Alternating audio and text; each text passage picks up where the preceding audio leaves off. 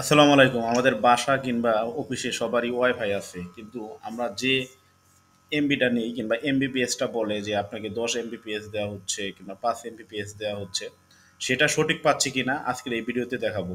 আমাদের অনেক কিউরিসিটি থাকে যে আমরা সঠিক এমবিপিএস পাচ্ছি কিনা। এখানে একটা বিষয় আপনাদের ক্লিয়ার হতে হবে, এমবিপিএস আর এমবি এই দুইটা কিন্তু দুই দুই জিনিস।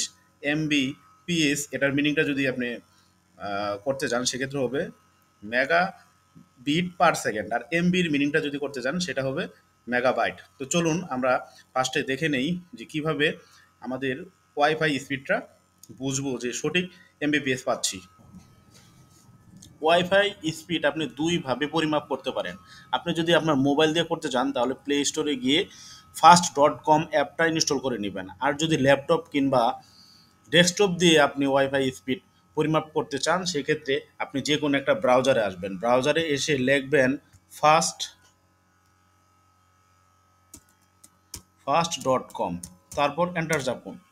এন্টার চাপলেই আপনার ওয়াইফাই স্পিডটা এই যে আমার ওখানে যেভাবে শো করতেছে এইভাবে আপনার ওখানেও শো করবে।